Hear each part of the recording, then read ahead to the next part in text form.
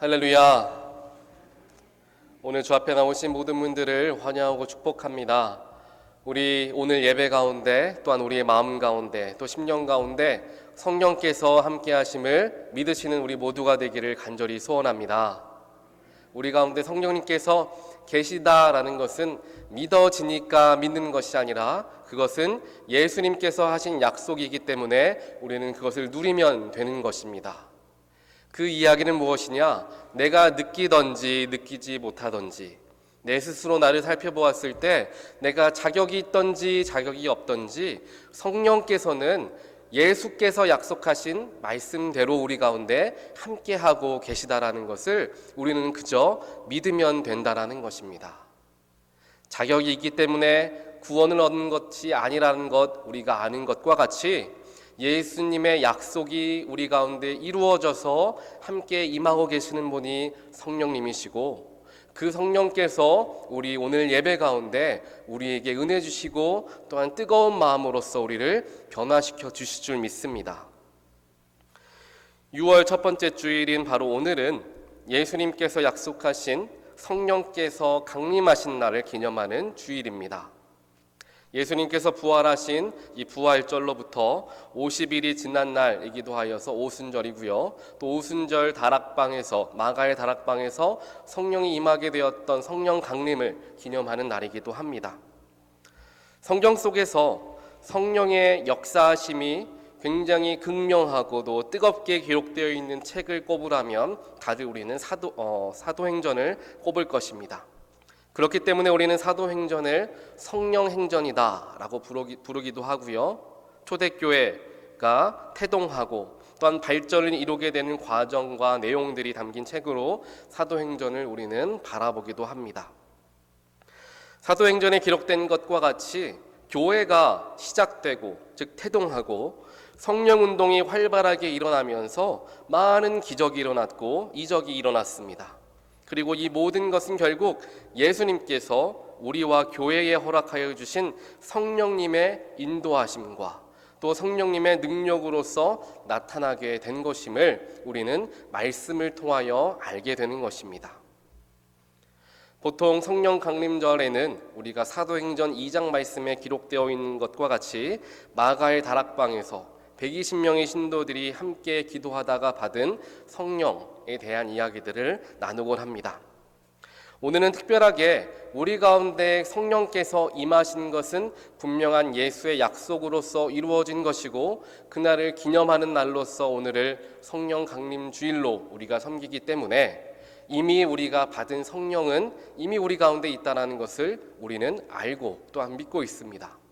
그렇다면 성령을 받은 자들의 삶과 또한 성령을 받은 사람의 삶에서 나타나야 하는 모습이 어떠한 모습인가, 또한 성령은 우리에게 어떠한 능력으로서 임하여 주시는가에 대하여서 오늘은 조금 더 살펴보는 시간을 가지려고 합니다. 성경을 보니까 특별하게 사도행전 2장 말씀을 보니까 마가의 다락방에서 뜨겁게 성령 체험을 했던 사람들이 가장 먼저 했던 것, 성령을 받은 자들이 가장 먼저 행하였던 일은 무엇이었느냐? 바로 복음을 전하는 일이었다.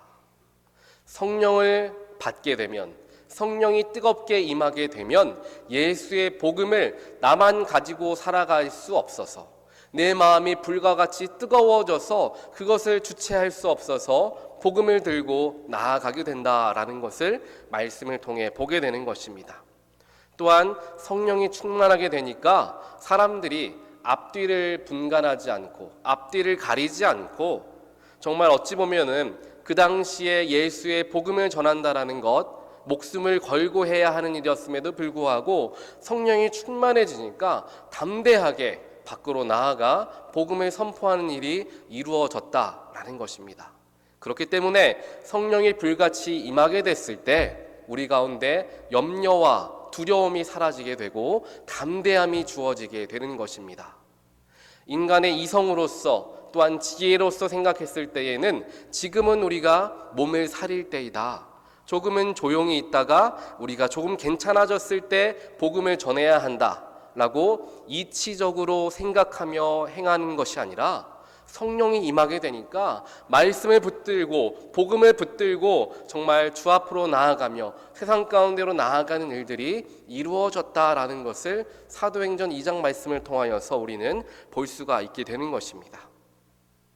결국에 성령께서 우리에게 하시는 일은 내 스스로의 영혼이 먼저 잘되게 하는 것도 물론 있겠지만 더 크게 복음의 전파, 복음을 선포하는 일, 예수를 드러내는 일에 더욱더 큰 힘을 주시는 것이 바로 성령님의 역할이시다라고 우리는 생각해 볼 수 있습니다. 그렇기 때문에 성령 충만을 받고 또 성령의 은사를 받은 우리들이 마땅히 해야 할 일이 바로 성령을 의지하여서 예수 그리스도의 복음을 이 땅 가운데 선포하는 일이 되는 것입니다. 오늘 특별하게 사도행전 20장을 말씀을 우리가 함께 묵상하면서 성령께서는 우리의 삶에 어떠한 능력으로 나타나시고 그 능력을 통하여 우리는 어떠한 일을 감당할 수 있게 되는지, 내가 능력이 있기 때문에, 내가 힘이 있기 때문에가 아니라 성령께서 함께 하시니까 어떻게 내가 쓰임받게 되는지에 대하여서 우리가 살펴보는 시간을 갖도록 하겠습니다. 오늘 말씀 처음 1절 말씀을 보니까 소동이 있었다라고 표현을 하고 있는데요. 이 소동은 어떤 소동이었느냐? 그 당시에 특별하게 사도 바울이 에베소 지역에서 복음을 전하고 있었는데, 에베소 지역에서 많은 그리스도인들이, 즉 예수를 믿고 복음을 받고 성령을 체험한 사람들이 예수의 복음을 널리 전파하기 시작했습니다. 하지만 우리가 에베소의 지역적인 특성을 보았을 때에 에베소는 여러 가지 종교들과 미신들이 가득했던 곳으로서 우리는 잘 알고 있습니다. 그런데 그 당시에 잘 알려져 있지 않았던 그리스도, 예수에 대한 복음이 점점 더 크게 선포되어지고 있다라는 이야기가, 소식들이 들리기 시작하니까 에베소 지역에 가득해 있었던 미신을 믿는 사람들, 또 그 미신을 가지고 살아갔던 사람들, 그 미신을 전하였던 그런 종교 지도자들도 분명히 있었겠죠.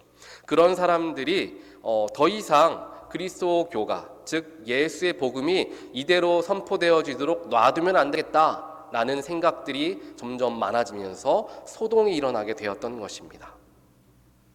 예수를 믿는 사람들이 복음을 가지고 또한 성령을 뜨겁게 충만함으로써 경험하게 되니까 예수의 복음을 널리 선포하기 시작하게 되었고, 에베소라는 정말 믿음이 들어가기 힘든 지역, 정말 미신이 가득하여서 예수 그리스도라는 분이 온전하게 선포되어지기 어려운 지역에 놀랍도록 크게 변화시키는 능력으로서 나타나게 되었다는 것을 우리는 본다는 것입니다.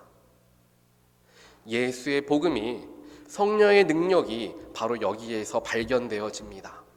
도무지 변화되어질 것 같지 않았던 에베소와 같은 지역이 우리의 삶으로 생각했을 때 도무지 변할 것 같지 않았던 어떠한 사람이, 어떠한 공동체가, 어떠한 나라가 복음이 전해지기 시작하니까, 또한 성령이 충만한 사람들이 그 속에서 영향력을 미치기 시작하니까 온전하게 변화되어지게 되더라.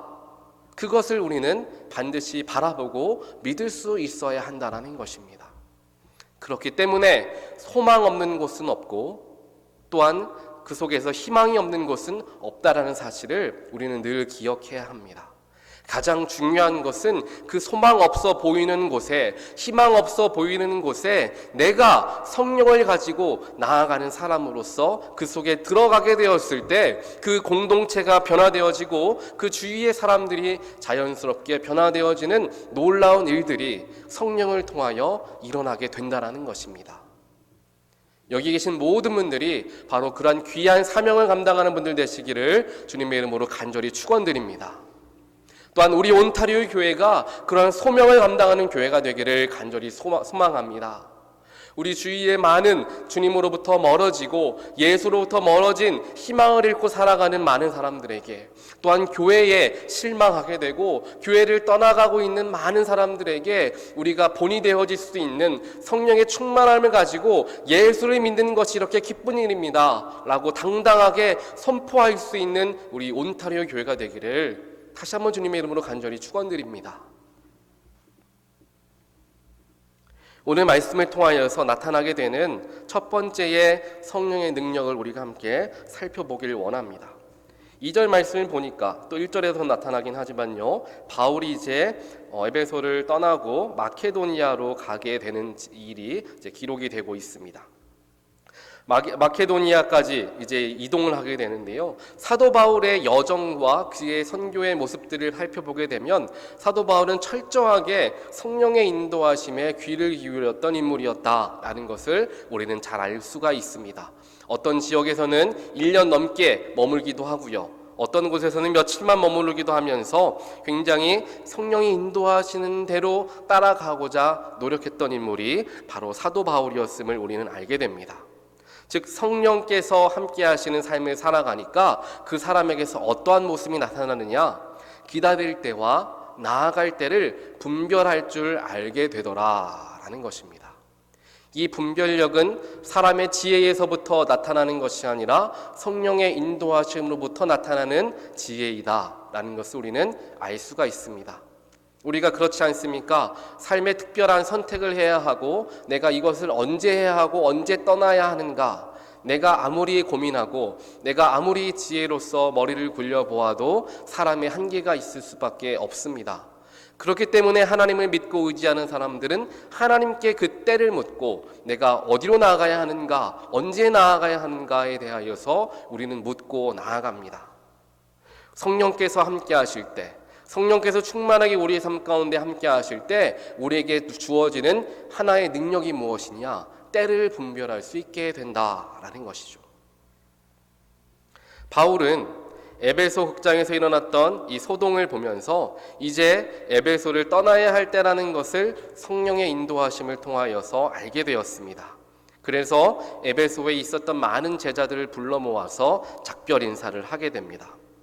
또 그도 그럴 것이 결국 바울이 전하게 된 예수의 복음으로 말미암아 이러한 소동이 일어났던 것이기 때문에 혹시 자기가 에베소에서 더 머물다가 자신의 제자들에게까지 또한 믿음을 가지고 있는 사람들에게까지 피해가 될까봐, 혹은 힘들게 교회의 기반들을 다져놓았는데 그 기반들이 흔들리게 될까봐 그러한 생각에 에베소를 떠나라는 성령님의 말씀과 마음을 갖게 되었습니다. 그렇게 에베소를 떠난 바울은 이제 헬라 지역에 이르러서 석 달 동안 그곳에 머무르게 되고요, 이 석 달의 시간이 하나님께서 그를 또 그곳에서 놀랍도록 사용하시는 가장 확실한 때, 가장 중요하고 적절한 때였다라는 것을 사도 바울은 나중에 그것을 발견하게 됩니다. 왜냐하면 이 세 달의 시간 동안에 바울은 로마서를 작성했기 때문이죠. 결국 성령께서 바울에게 역사하셨기 때문에 머물 곳과 떠날 곳을 알게 하셨고, 가장 중요한 일 중에 하나였던, 또 지금까지 정말 기독교 신학의 핵심을 이루고 있는 로마서를 우리가 바라보고 배울 수 있는 그 로마 서신을 쓸 수 있는 시간을 하나님께서 바울에게 허락하여 주셨다는 것입니다. 성령의 능력이 바로 이것이라는 것이죠. 나아갈 때와 멈춰야 할 때를 알게 하시는 성령님이십니다. 헬라어로 보았을 때 시간이라는 것을 가리키는 단어는 두 가지 있다는 것 우리는 다들 아마 알고 계실 것입니다. 하나는 카이로스고요, 또 다른 하나는 크로노스죠. 먼저 크로노스는 단순히 인간의 역사 속에서 흘러가는 우리가 일반적으로 알고 있는 시간이 바로 이 크로노스의 시간입니다. 즉 연대기적인 시간을 이야기하죠. 해가 뜨고 지면서 결정되는 시간이고요, 지구가 공전하고 자전하면서 이루어지는 결정되어지는 시간입니다.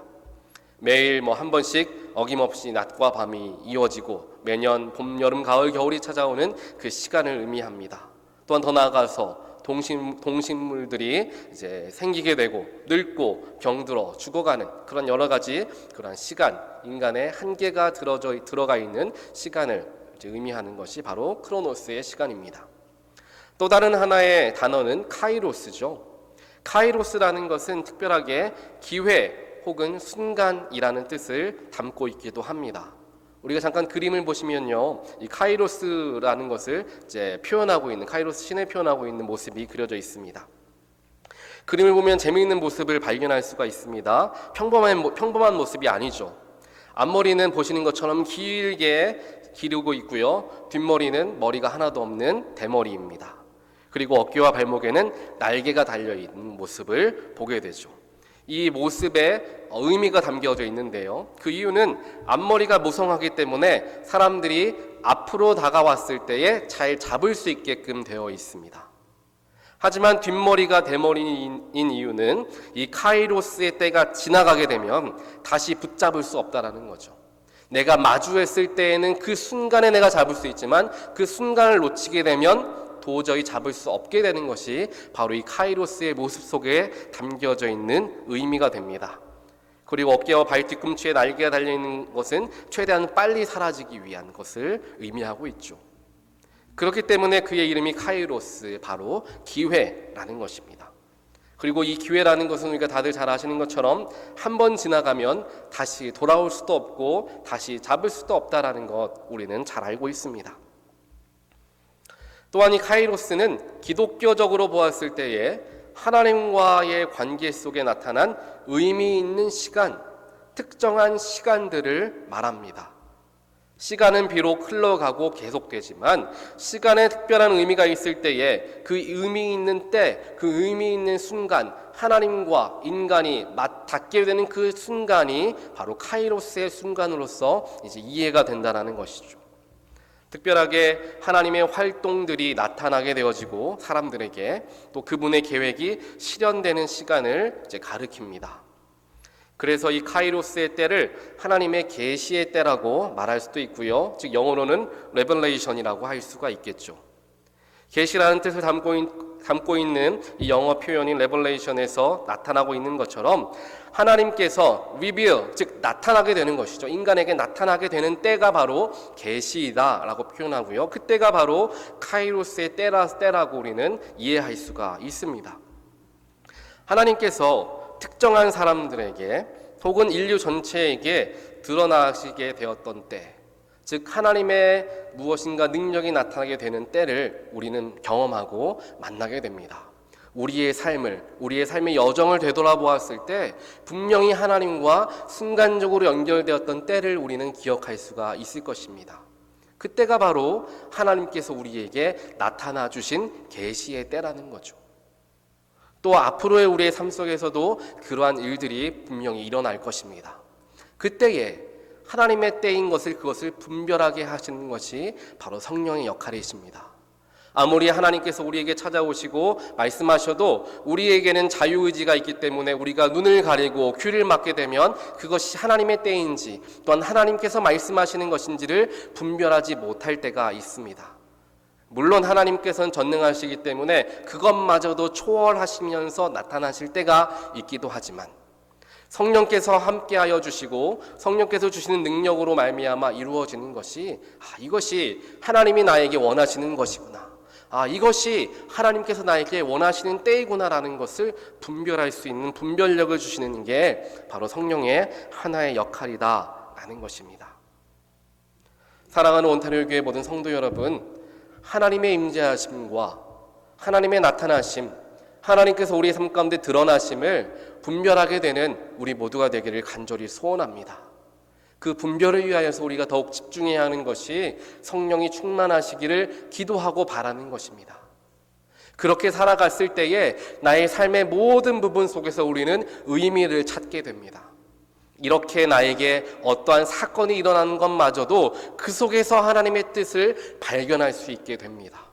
그리고 그것이 나를 좌절하게 하고 절망하게 하는 문제가 되는 것이 아니라 그 속에서 하나님의 뜻을 발견하게 되면서 한 걸음 더 크게 도약하는 기회로서 삼게 되는 것이 하나님께서 우리에게 주시는 놀라운 축복이자 은혜이다라는 것입니다. 성령을 가지고 성령의 능력으로서 바라볼 줄 아는 사람은 어려움과 문제와 고난과 역경을 도약의 발판으로 삼을 수 있지만 그렇지 못한 사람은 그 속에서 낙심하고 좌절할 수밖에 없다라는 것이죠. 사도 바울은 바로 그 때를 온전하게 분별할 수 있었던 사람이었고 또한 어려움을 지나가고 있었던 때마저도 그 속에서 허락하여 주시고 끊임없이 공급되어지는 하나님의 은혜를 놓치지 않았던 인물이 바로 이 사도 바울이었다. 성경을 통하여 우리는 그의 삶을 보게 되는 것입니다. 두 번째로 오늘 말씀을 통하여서 성령의 능력을 우리가 살펴볼 수 있는데요. 그것은 바로 오늘 말씀의 7절에서부터 보게 되면 성령의 능력에 생사화복을 주관하는 능력을 우리는 보게 됩니다. 7절부터 보게 되면 바울의 이야기를 강론을 듣기 위하여서 수많은 사람들이 모여서 그 말씀을 듣고 있었는데 그 말씀이 점점 길어지게 되면서 이 사건이 일어나게 되죠. 여담이지만 이 7절에 그 주간의 첫날에 라고 기록을 하고 있는데요. 유대인들에게 주간은 마지막 날이었던 그 주간의 마지막 날은 안식일이었던 토요일이었습니다. 그리고 바로 그 다음 날이기 때문에 자연히 일요일, 즉 주일이 되는 것이죠. 사도행전 20장 7절에서가 오늘 나타나고 있는 그것이 바로 처음으로 주일 성수를 하고 있는 기독교인들의 모습이 드러난 부분이다 라고 학자들은 이야기하는데요. 그래서 이 말씀이 바로 기독교인들이 주일에, 즉 일요일에 교회에 나와 하나님 말씀을 듣고 예배를 드리는 시초가 된다라고 표현을 하고 있습니다. 그만큼 우리에게는 우리가 이 중요한 사건이 또한 이 7절 이후에 기록되고 있죠. 이 말씀을 사도 바울의 말씀을 듣고 있는 가운데 많은 사람들이 이제 기록이 되어 있는데요. 그 중에 특별하게 우리가 알고 있는 유도고라는 청년, 그 청년이 그 많이 몰려 있는 사람들 중에 한 사람이었습니다. 밤중까지 이어지는 강론에 피곤해졌던 이 유도고는 창문 난간에 기대 앉아서 말씀을 듣다가 졸다가 결국에 떨어지게 되고 거기에서 죽게 되는 일이 일어납니다. 사도행전의 기록자 누가는 의사 출신이었죠. 그렇기 때문에 유도고가 떨어져서 죽었다라고 표현을 하는 것이 굉장히 그가 의사였기 때문에 분명하게 이야기할 수 있는, 진단할 수 있는 부분이었을 것입니다. 이 사람이 죽었는지 안 죽었는지 분명하게 판단할 수 있었던 사람이 목격하고 쓴 책이기 때문에 그것을 알 수가 있었던 거죠. 정말 이 청년은 떨어져서 죽게 되었던 것입니다. 죽었던 유도고가 바울이 성령을 의지하여서 그를 위하여 기도하게 되었을 때에 다시금 살아나게 되는 모습이 오늘 말씀의 10절에서 기록이 되어 있는 것입니다. 우리는 이 말씀을 통하여서 성령의 능력은 바로 죽은 자도 살리는 전지전능함이 담겨져 있는 능력이다라는 것을 살펴볼 수 있습니다. 우리의 삶을 되돌아보았을 때에, 특별하게 우리의 신앙의 모습을 되돌아보았을 때 이러한 생각을 할 때가 있습니다. 우리는 작은 기도의 제목들은 하나님께서 충분하게 응답해 주실 것이다 라고 생각하고 또 믿으며 기도할 때가 있죠. 하지만 일생일대의 중요한 일, 사람이 죽고 사는 문제와 같은 인간의 이해 범주를 넘어서는 일들에 대하여서 기도할 줄은 알지만 그것이 정말 이루어질까? 설마라는 의심들을 품게 되는 그러한 모습들을 우리 모두는 가지고 있을 것입니다. 하지만 성령의 능력, 하나님의 능력은 우리 사람들의 상식을 뛰어넘는 능력임을 우리는 반드시 믿어야 합니다. 우리가 쉽게 범하는 잘못, 오류는 무엇이냐 하면 인간과 세상을 창조하신 분이 누구신가 묻는다면 당연히 우리는 당당하게 확신으로 대답하죠. 하나님이십니다.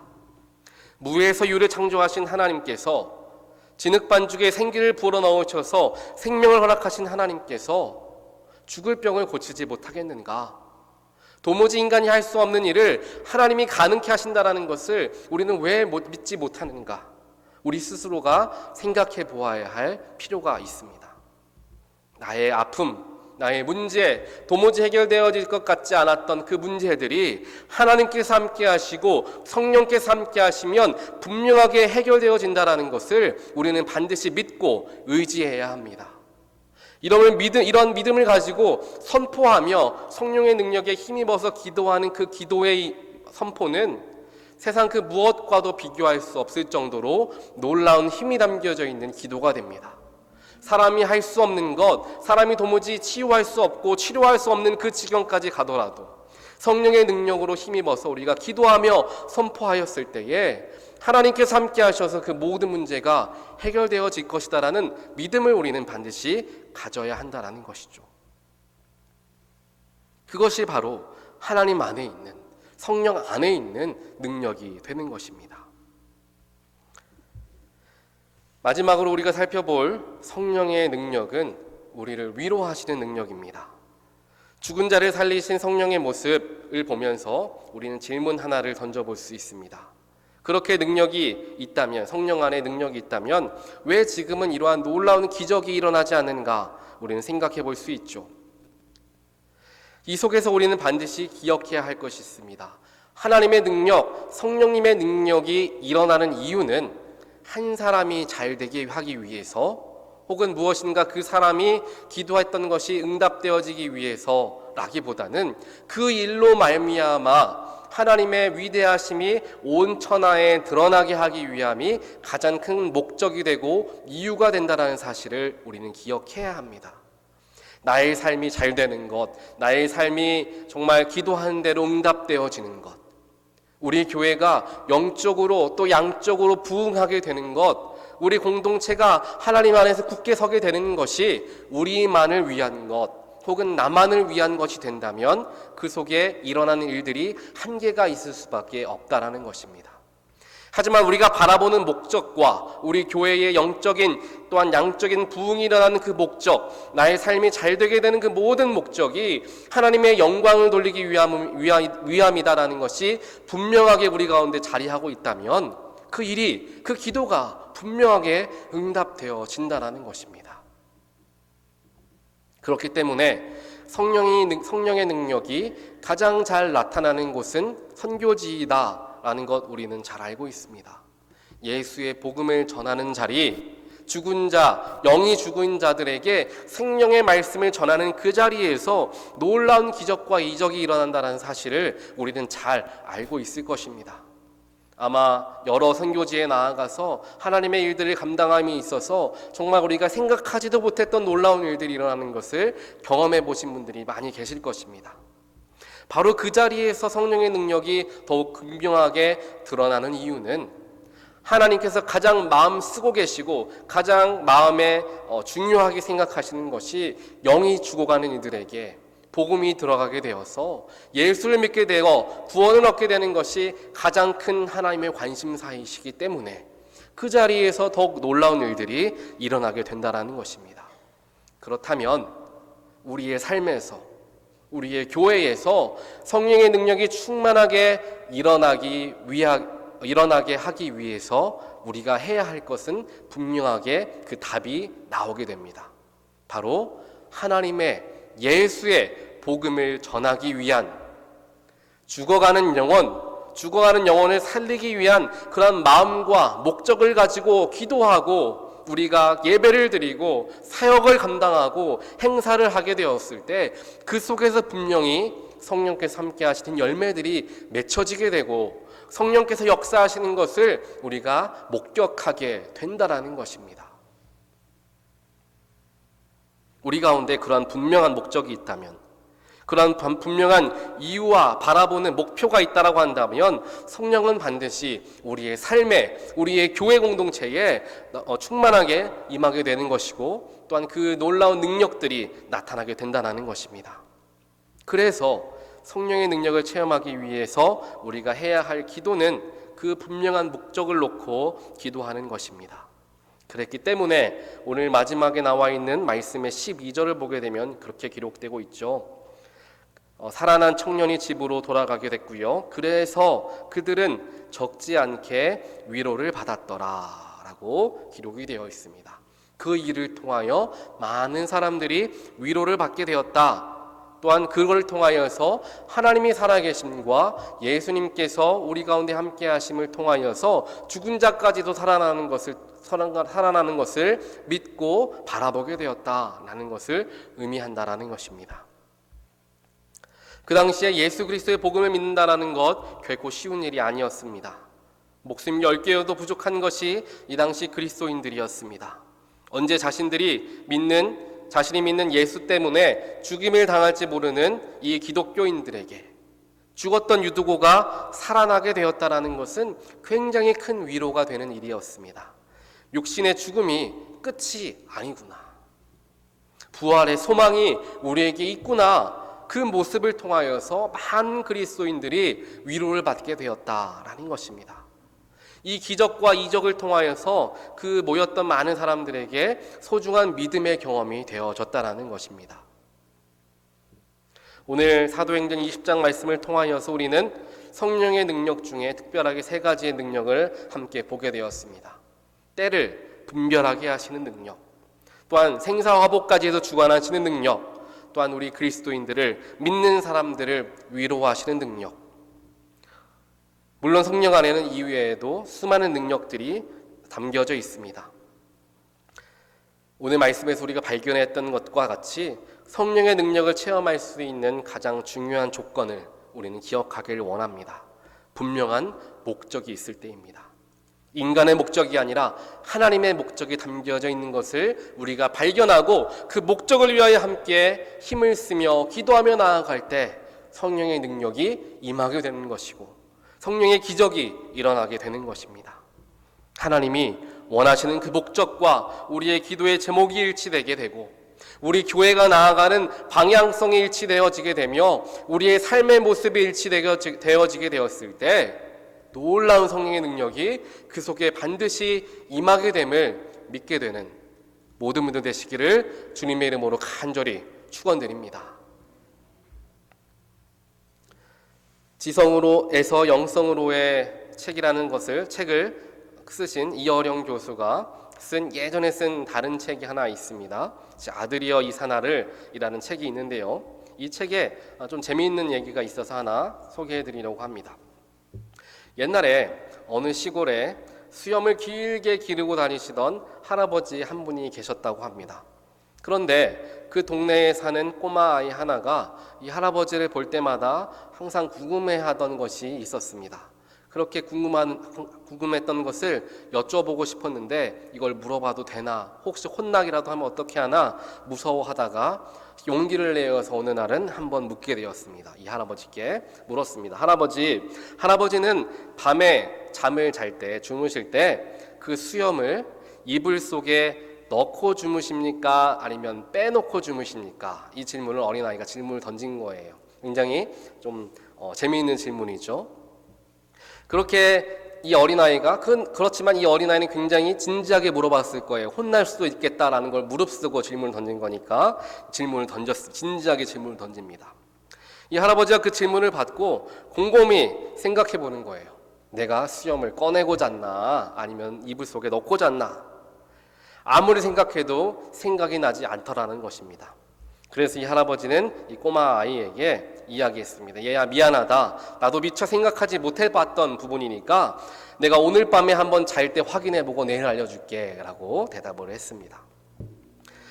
그래서 그날 밤에 이 할아버지는 수염을 붙들고 이제 씨름을 하기 시작합니다. 이걸 모르고 살았을 때에는 자연스럽게 했을 텐데 알고 있으니까 내가 어떻게 해야 되나는 이제 고민이 되기 시작하셨다는 거예요.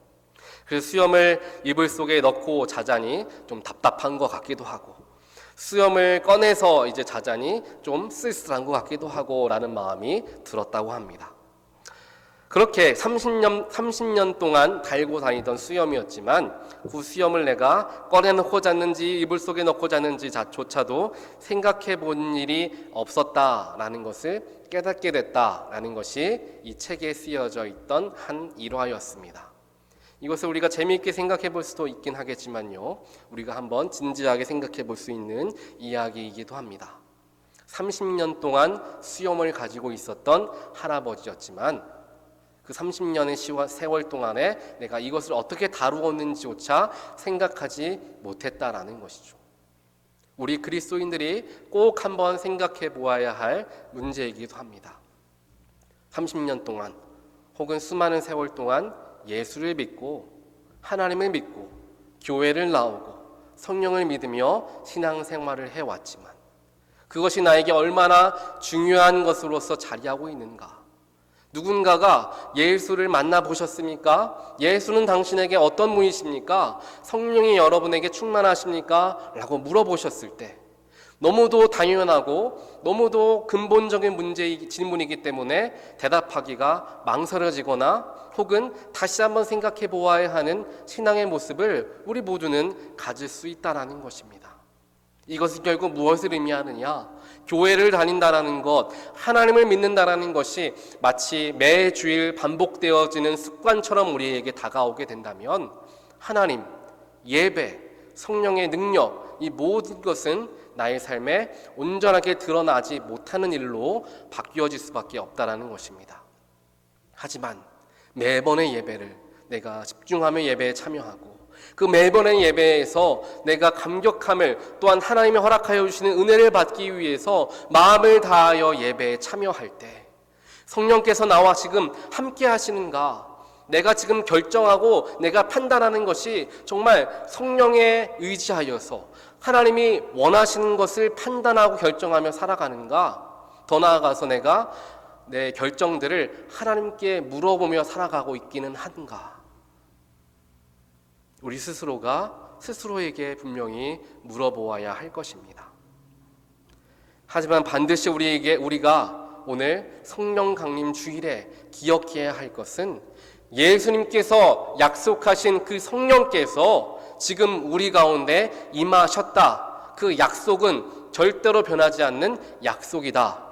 이 사실을 꼭 믿게 되는 저와 여러분 되시기를 간절히 소원합니다.